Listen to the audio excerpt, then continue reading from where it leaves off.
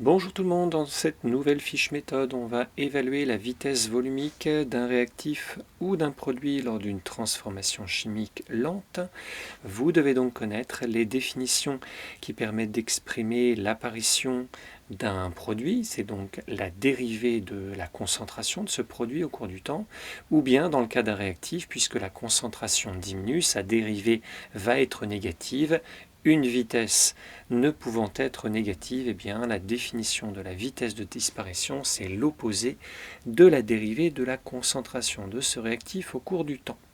L'énoncé va évidemment vous fournir soit directement le graphique qui montre l'évolution de ces concentrations, ou bien un tableau qui vous permettra d'accéder à ce graphique.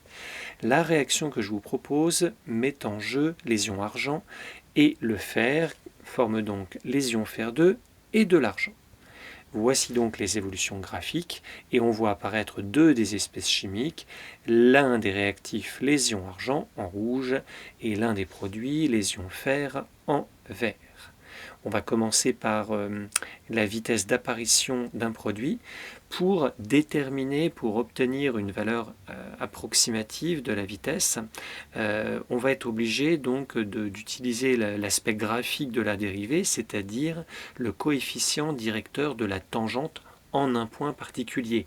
Les vitesses évoluent au cours du temps, c'est lié à des facteurs cinétiques. Bon là je ne vais pas développer cet aspect-là. Moi ce qui m'intéresse c'est juste comment faire pour déterminer une vitesse. Donc si on se place à un instant quelconque, 10 minutes par exemple, eh bien il va falloir tracer la tangente à la courbe qui m'intéresse à cet instant-là. Donc si je commence par le produit Fe2+, je trace la tangente à la courbe à l'instant t égale 10 minutes, je détermine deux points qui sont sur cette tangente, je lis les coordonnées de ces deux points pour trouver le coefficient directeur de cette tangente. Donc le point qui est ici, il a pour ordonnée 0,080 et pour abscisse 60 minutes. Et puis je vais prendre ce point-là qui a pour ordonnée 0,007 et pour abscisse 0. Le calcul me donne 1,2 10 puissance moins 3 mol par litre par minute. Si je procède à la même technique, mais dans le cas du réactif Ag+, je trace la tangente toujours à l'instant t égale 10 minutes, je repère deux points, je détermine les coordonnées de ces deux points, et lorsque je vais déterminer le coefficient directeur de la tangente, eh bien je n'oublie pas le signe moins qui va me permettre de trouver une valeur positive.